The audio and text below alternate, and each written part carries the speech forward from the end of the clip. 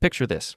You're 6 years old, sitting cross-legged in front of your TV, controller in hand as you boot up Super Mario Sunshine on your GameCube. That moment, that exact moment, you fell in love with games.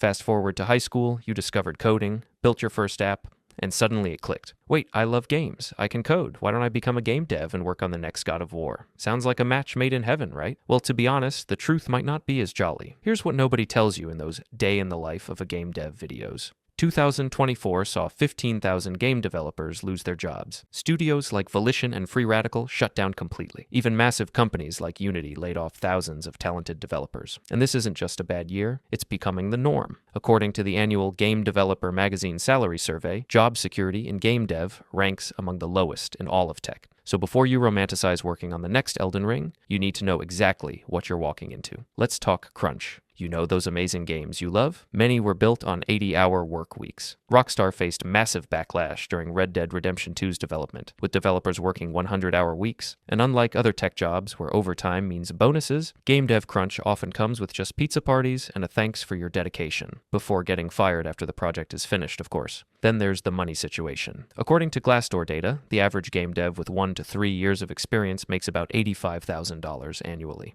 Compare that to a regular software engineer pulling $129,000 a year. Same skills, same work experience, different industry, almost half the pay. And here's the real kicker. Job security is basically a myth. You could spend 3 years building a game, pour your absolute soul into it, and the publisher cancels it a month before release. This happened with Hyenas by Creative Assembly in 2023. Years of passionate work just gone. Then the layoffs come, and you're back to job hunting again. But here's the thing. Despite everything I just said, people still choose this path. Why? Because there's genuinely nothing like seeing someone play something you built and watching their face light up. You're not building another CRUD app or optimizing database queries. You're creating worlds, stories, experiences that people remember for decades. Game dev is one of the few fields where you use art, music, storytelling, physics, AI, and cutting-edge technology all at once. You could be implementing a complex physics system in the morning and designing emotional character arcs in the afternoon. That variety, you simply don't get that as a back-end developer or a DevOps engineer. Plus, the community is incredible. Gamers are passionate, and when you're part of creating something they love, you're not just an employee, you're part of gaming history. The developers who worked on The Last of Us or Hollow Knight aren't just programmers, they're artists who touched millions of lives. So, should you become a game dev? Ask yourself these questions honestly. Can you handle lower pay for creative fulfillment? Are you okay with potential job instability? Do you have financial backup or low expenses? If you answered no to any of these, that doesn't mean give up.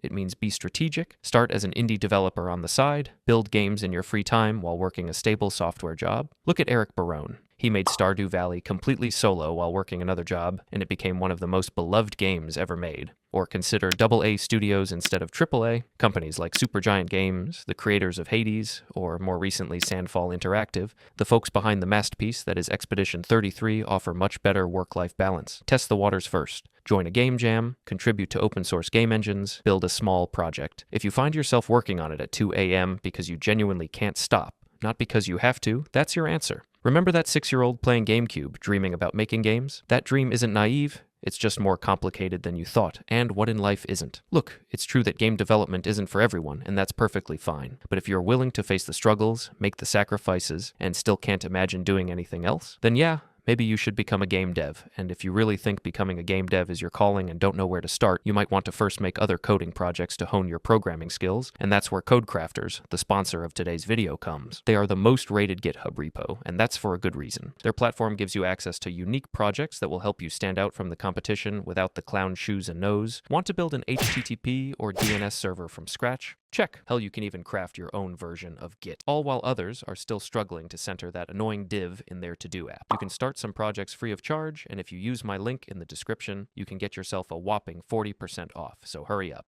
This was Codehead with yet another tech rant. If you enjoyed it, please leave a like and subscribe. Lights out.